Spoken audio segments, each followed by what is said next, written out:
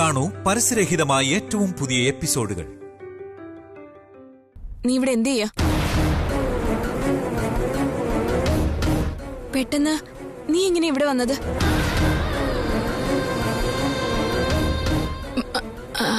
അത് നീ ആകെ നനഞ്ഞിരിക്കുകയാണല്ലോ. അത് പുറത്ത് നല്ല മഴ പെയ്തില്ലേ, അപ്പം നനഞ്ഞതാ. പുറത്തു പോയോ നീ? ഈ മഴയത്ത് നീ എവിടെ പോയതാ?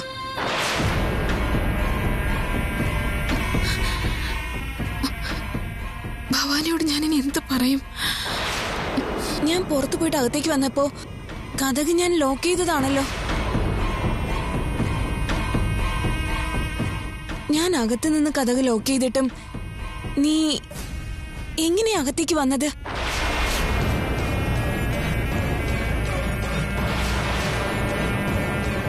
എങ്ങനെ വന്നെന്ന്?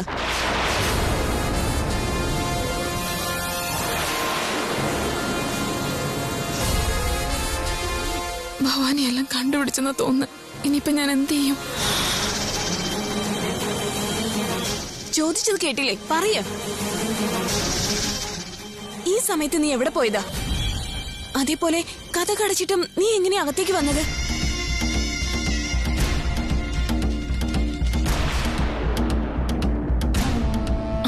ഞാൻ വേറൊരിടത്തും പോയില്ല ഭവാനി. ഇടിമിന്നൽ ശബ്ദം കേട്ട് ഞാൻ പുറത്തിറങ്ങി വന്നപ്പോ മഴ പെയ്യുന്നത് കണ്ടു ഭവാനി.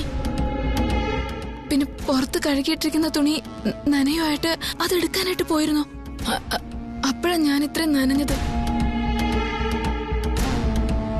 തുണി എടുക്കാനാണ് നീ പോയതെങ്കിൽ എങ്ങനെയാ നീ മുൻവശത്തൂടെ വന്നത്? ചോദിച്ചത് കേട്ടില്ലേ? അത് ഞാൻ പുറകെ കൂടി തന്നെയാ വന്നത് ഭവാനി. അതിന്റെ ഇടയിൽ ഭവാനി വരുന്നത് കണ്ടപ്പോ നീ പുറത്ത് എവിടെ പോയിട്ട് വരുമെന്ന് നോക്കുമായിരുന്നു.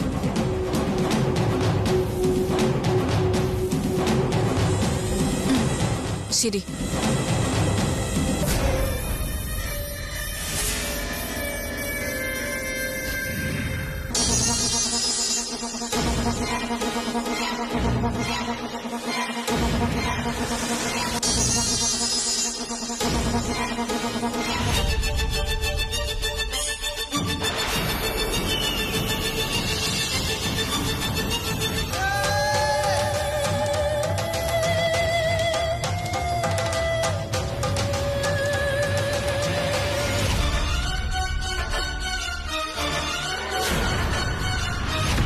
നിന്റെ ദേഹത്തൊക്കെ മുറിവുണ്ടല്ലോ.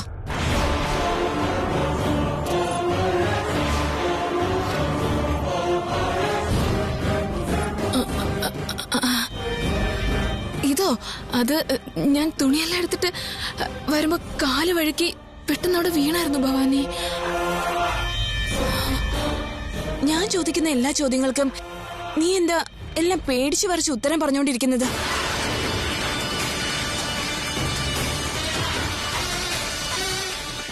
എന്തിനാവശ്യമില്ലാതെ പുറത്തുപോയി മഴയൊക്കെ നനയുന്നത്? മാത്രമല്ല ദേഹം മുഴുവനും മുറിവുണ്ടാക്കി. തുണി നനഞ്ഞ എന്ത് സംഭവിക്കാനാ? വീണ്ടും അത് വെയിലത്തിട്ട അത് ഉണങ്ങി കിട്ടില്ലേ? അതെങ്ങനെയാ ഭവാനി മഴ പെയ്യുമ്പോ തുണി എടുക്കാതെ കിടക്കുന്നത്? ശരി, നീ പോയി കിടന്നുറങ്ങാൻ നോക്ക്.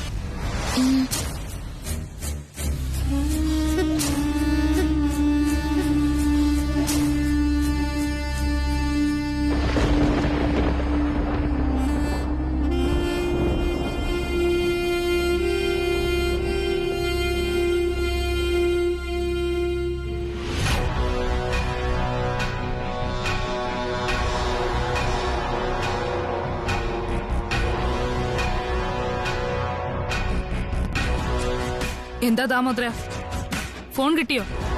ഞാൻ ദാമോദരനല്ല, അവന്റെ സഹോദരി ദാക്ഷായണിയാ.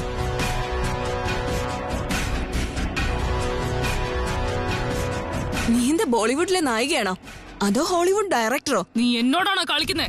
ആരാടി നീ? ആഹാ, ഞാനാ ചേച്ചി. എന്റെ പേര് കാന്തമ്മ. പലതരത്തിലുള്ള വെജിറ്റബിൾസും ആട്ടിന്റെ പാലും എരുമപ്പാലും പശുവിന്റെ പാലും എല്ലാം കൂടെ മിക്സ് ചെയ്ത് കച്ചവടം നടത്തുന്ന ആളാ.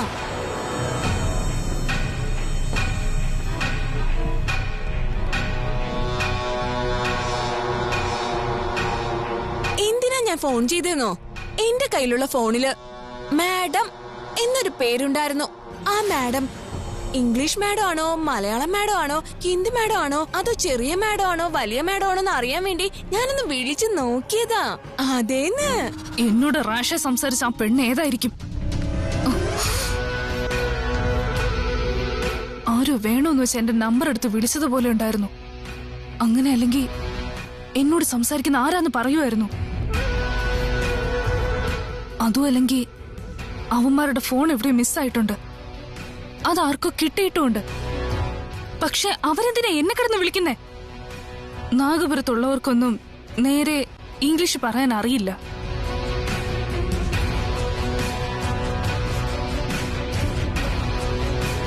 Hello, who's this? ഈ വോയിസ് ഞാൻ എവിടെയോ കേട്ട് മറന്നതുപോലെയുണ്ട്. ആരുടെ വോയിസാ ഇത്? Hello, who's this? ഇനി ഈ വോയിസ് അർജുന്റെ ആണെങ്കിലോ?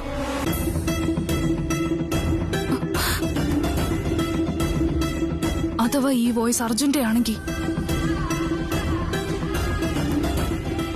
അവൻ നാഗപുരത്ത് എന്ത് ചെയ്യാണ്?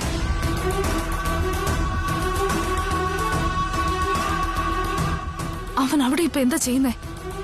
നാഗപുരത്ത് എനിക്ക് അറിയാനും ചെയ്യാനും ഒരുപാട് കാര്യങ്ങളുണ്ട്.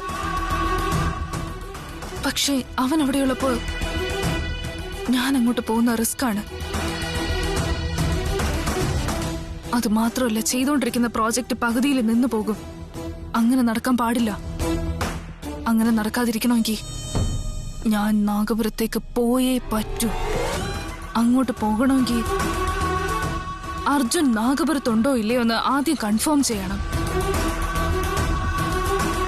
ഇനി അഥവാ അർജുൻ നാഗപുരത്തുണ്ടെങ്കിൽ അവൻ സോംബിയിൽ പോവാതെ നാഗപുരത്ത് എന്ത് ചെയ്യായിരിക്കും? നാഗപുരത്ത് അവൻ എന്താണ് ചെയ്യുന്നതെന്ന് എനിക്ക് ആദ്യം അറിയണം. This is my first priority.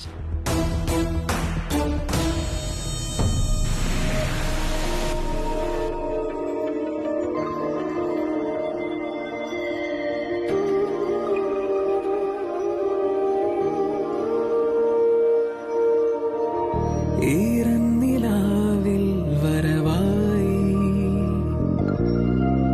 ചൂടി നിന്നു ചുണ്ടിൽ എന്നെ വിട്ടോടികൾ പോവാ?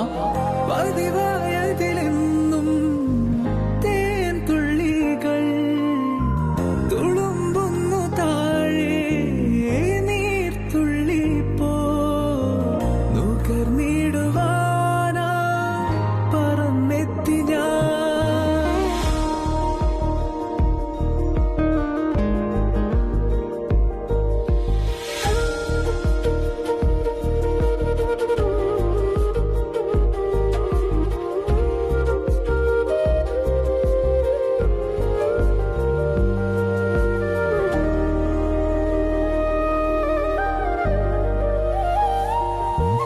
അലരേ നീ എന്നിലെ ഒളിയായി മാറിയിടുമോ പിരിയാതെന്നെന്നുമേ മുത്തശ്ശി,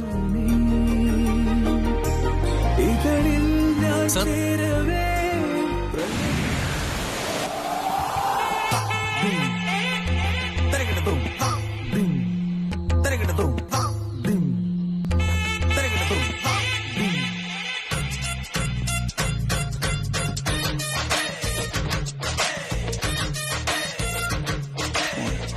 മുത്തശ്ശി, ഏയ്, എന്തു പറ്റി?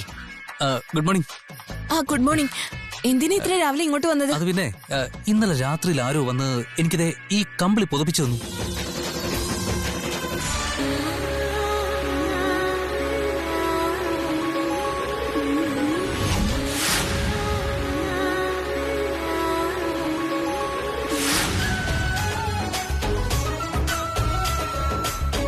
അല്ല, ഇതാരാ ചെയ്തെന്ന് അറിയാൻ വേണ്ടി വന്നതാ.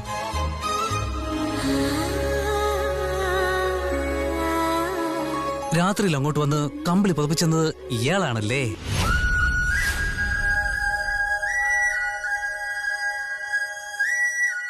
ഞാനോ? ഏയ്, അല്ലല്ല. എനിക്കറിയാം, ഇയാള് തന്നെയായിരിക്കും. താങ്ക്സ്. ഏയ്, ഞാനിതിന് അങ്ങോട്ട് വരുന്നേ? അതുമല്ല, ഞാൻ എന്തിനാ കമ്പിളി പുതപ്പിച്ചിരുന്നേ? ഇയാൾ ആവശ്യമില്ലാതെ എനിക്ക് താങ്ക്സ് പറയുന്നേ. നേരം വെളുത്തപ്പോ തന്നെ വന്ന് നിന്ന് കള്ളം പറയാ. നീ എന്നെ കളിയാക്കുകയാണോ? ഓ, ഇയാളെന്നാ ഞാൻ വിചാരിച്ചേ. സോറി കേട്ടോ.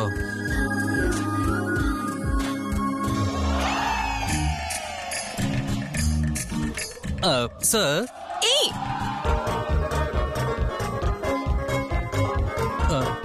അല്ല സർ, ഈ രാത്രിയിലെ അങ്ങോട്ട് വന്ന് സാറാവാ ഒരു ചാൻസും ഇല്ല.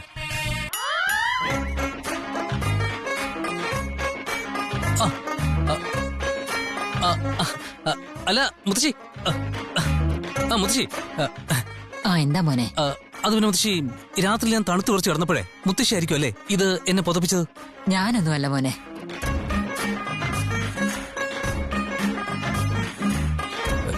ചേച്ചി ഒരു മിനിറ്റ്. ഇന്നലെ രാത്രിയില് ചേച്ചിയാണോ ഇത് കൊണ്ടുവന്നത്? അയ്യോ, ഞാനല്ല.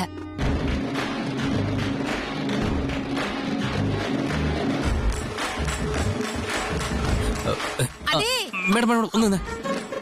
ഞാനുണ്ടല്ലോ രാവിലെ എണീറ്റ് നോക്കുമ്പോ ഈ കമ്പിളി എന്നെ ആരോ പുതപ്പിച്ചിരിക്കുന്നു. ഇന്നലെ രാത്രി വന്ന് മേഡം ആണോ ഇത് പുതപ്പിച്ചത്? നിനക്കത്തെ ബുദ്ധിയില്ലേ? എന്താ നീ പറയുന്നേ? രാത്രിയില് ആര് കമ്പിളി പുതച്ചു, ആര് പുതയ്ക്കാതെ കിടക്കുന്നു എന്നൊക്കെ നോക്കിക്കൊണ്ടിരിക്കുന്നതാണോ എന്റെ ജോലി? എന്താ പറയുന്നത്? നിനക്ക് ബോധമുണ്ടോ? അയ്യോ സോറി, നിങ്ങളല്ലാന്ന് എനിക്ക് മനസ്സിലായി. ഭഗവാനെ, കേട്ടോ?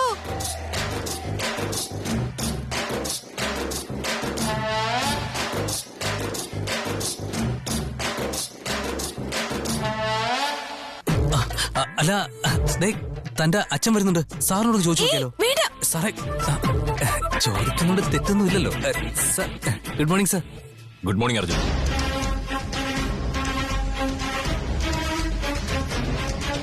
എന്താ? ഏയ് ഒന്നുമില്ല സർ. രാത്രിയിൽ ആരോ വന്നിട്ട് ഈ കമ്പിളി എന്നെ ആരോ പുതപ്പിച്ചത്.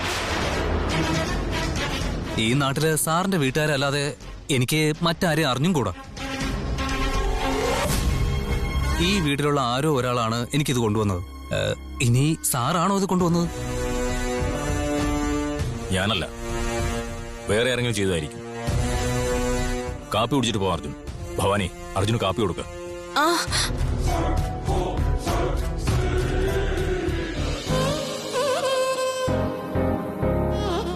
ഈ വീട്ടിലുള്ള ആരും അല്ലെങ്കിൽ പിന്നെ ആരായിരിക്കും? ചിലപ്പോ ബുജി ആയിരിക്കും. ഉറപ്പായിട്ട് അവൻ തന്നെ ആയിരിക്കും. ബുജി, ബുജി, എന്ത് ചെയ്യാൻ പോവാ? നീ എന്താ രാവിലെ തമാശ കളിക്കാണോ? എല്ലാവരും എന്തിനാ പറ്റിക്കുന്നേ?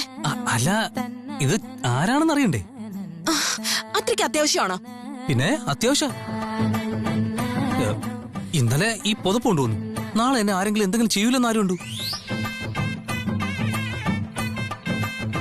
ഇനി നടക്കാത്ത എന്തെങ്കിലും അവിടെ നടന്നു എന്ന് വെച്ചോ, എനിക്ക് ചീത്തപ്പേരാവൂലേ ഭവാനി? അപ്പോ പിന്നെ അറിയേണ്ട കാര്യമില്ലേ?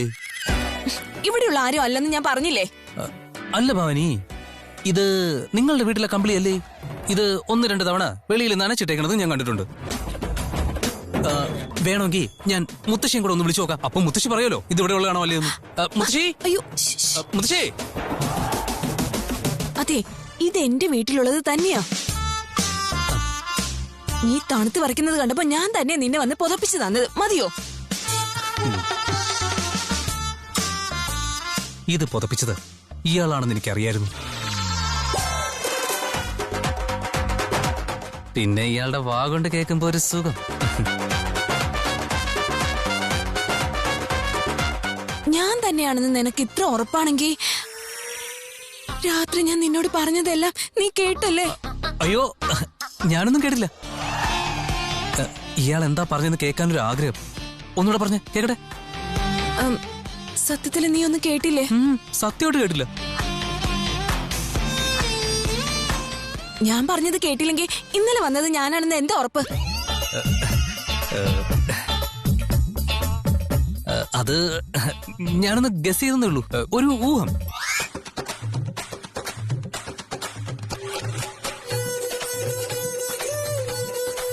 ഇയാളെന്തിനാ ഇങ്ങനെ ദേഷ്യത്തോടെ നോക്കുന്നേ?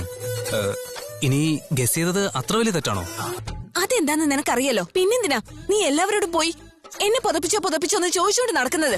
ഞാനിപ്പോ ഡയറക്റ്റ് ആയിട്ട് വന്ന് ഇയാളോട് ചോദിച്ചാ ഇയാള് സമ്മതിക്കില്ലല്ലോ. അതുകൊണ്ടാ ഞാനിങ്ങനെ. ഞാനാണെന്ന് മനസ്സിലാക്കിയിട്ട് ഉറങ്ങുന്നത് പോലെ അഭിനയിച്ചിട്ട് എന്റെ കയ്യിൽ കയറി പിടിച്ചതാണോ? അതോ ഉറക്കത്തിൽ സംസാരിക്കുന്നത് പോലെ ഞാൻ ചോദിച്ച ചോദ്യത്തിന് അവൻ ഉത്തരം പറഞ്ഞതാണോ? ഇവനെ ഞാൻ എന്നെപ്പറ്റി ആലോചിച്ചതിന് ഒരുപാട് നന്ദിയുണ്ട്.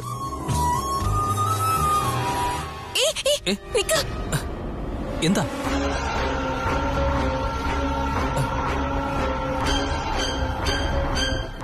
ഇത് എന്തിന്റെ പാടാ?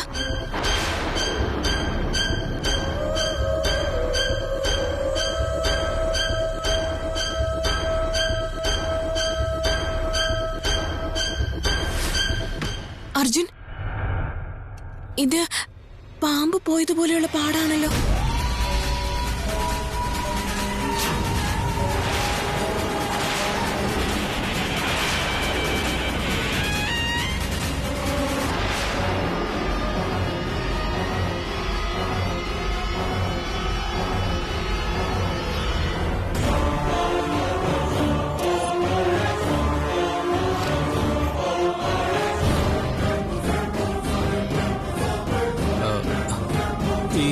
ജനൽ വഴി വന്നു തോന്നുന്നത്.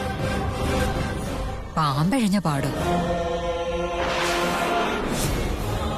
ഇത് പാമ്പഴഞ്ഞു പോയ പാടാ മുത്തശ്ശി.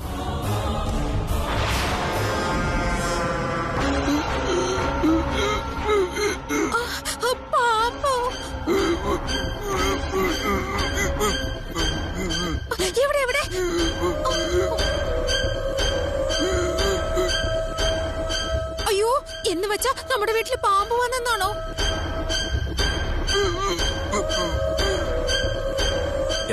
എന്താ പറ്റിയത്?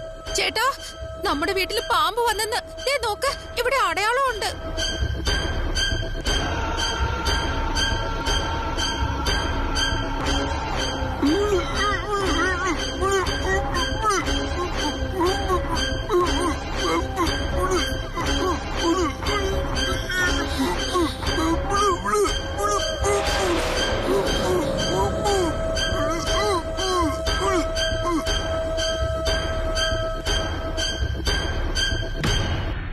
ചേട്ടാ, പാമ്പ് വന്നു എന്നറിഞ്ഞപ്പോ ഇദ്ദേഹം എന്തുമാത്രം പേടിക്കുന്നു നോക്ക്.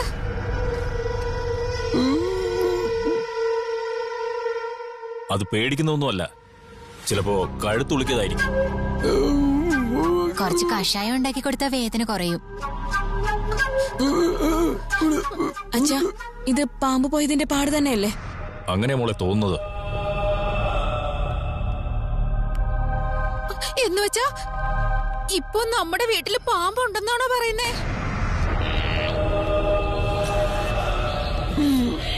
പേടിക്കേണ്ട ആവശ്യമൊന്നുമില്ല.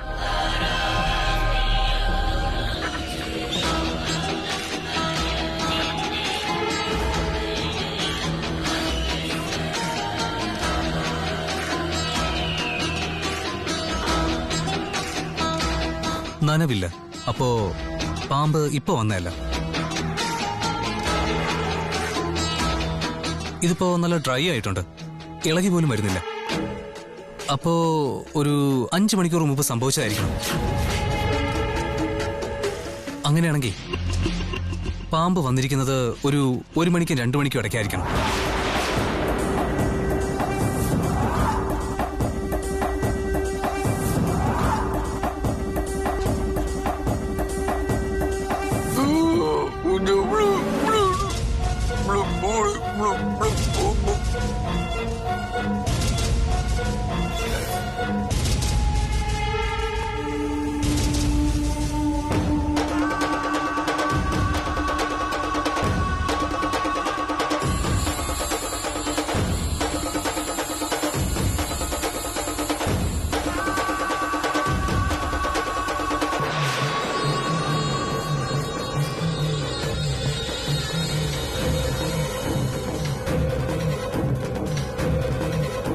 മല്ലി, ആ സമയത്ത് ഹാളില് നമ്മള് രണ്ടുപേര് മാത്രമല്ലേ ഉണ്ടായിരുന്നുള്ളൂ?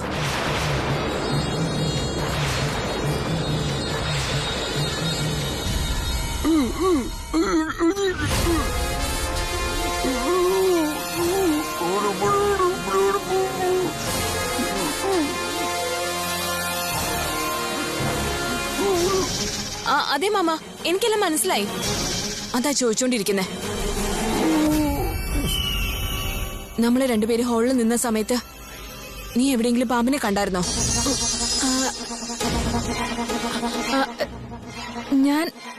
ഞാനൊന്നും കണ്ടില്ല ഭവാനി.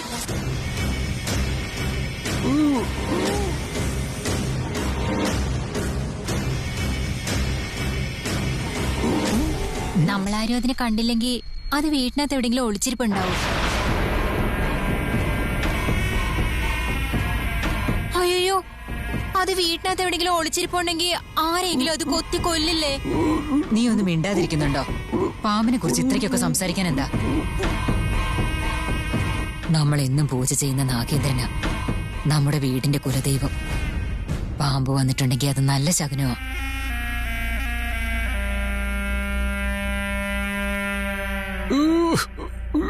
അതൊരു ഭാഗ്യമെന്ന് വിചാരിക്കുന്നതിന് പകരം നിങ്ങളൊക്കെ ഇത് ഇത്ര വലിയ പ്രശ്നമാക്കുന്നത് എന്തിനാ?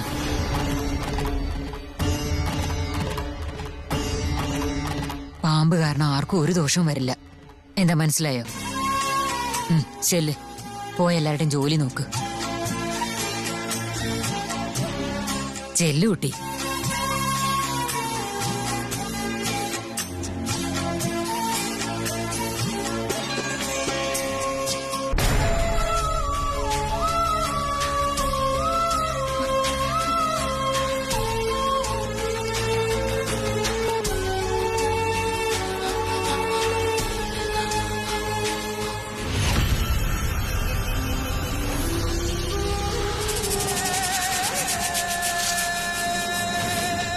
നാഗപുരത്ത് സർപ്പയാഗം നടന്നിരുന്നു. നാഗശക്തി ഇല്ലാതാക്കുന്നതിനായി അവിടെ യാഗം നടത്തുന്നത് ആരാണ്? എനിക്കിത് വിശ്വസിക്കാനേ കഴിയുന്നില്ല. നമ്മുടെ തലവനെ കുലദൈവമായി കാണുന്ന നാഗപുരത്തെ ആളുകൾ നമ്മളെ ഉന്മൂലനം ചെയ്യാൻ എന്തിനാണ് ശ്രമിക്കുന്നത് രാജൻ? ആ ദുർമന്ത്രവാദം ചെയ്യുന്നത് ആരാണ്? ആർക്കാണ് ഇതിനു മാത്രം ധൈര്യമുണ്ടായത്? ആരാണത്? അന്ന് സർപ്പയാഗം നടത്തിയത് നാഗപുരം നിവാസികളല്ല നാഗരാജ. അപ്പോൾ അതാരാണ്? അതൊരു ദുർമന്ത്രവാദിനിയായിരുന്നു.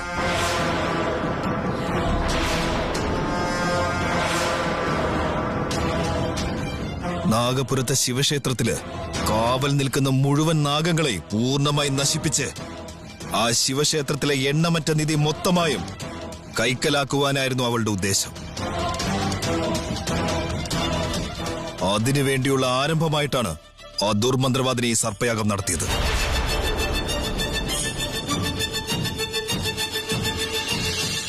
ആ ക്ഷേത്രം സംരക്ഷിക്കുക മാത്രമല്ല, ആ ക്ഷേത്രത്തിനുള്ളിൽ ആരും പ്രവേശിക്കാതെ നോക്കേണ്ടതും കൂടി നമ്മുടെ കർത്തവ്യമാണ്. എന്റെ കടമയ്ക്കെതിരെ ആര് വന്നാലും ശരി, സഹിക്കുകയില്ല, ക്ഷമിക്കുകയില്ല. അത് ദുഷ്ടശക്തിയായിരുന്നാലും ശരി, വേറെ ഏത് ശക്തിയായിരുന്നാലും ശരി.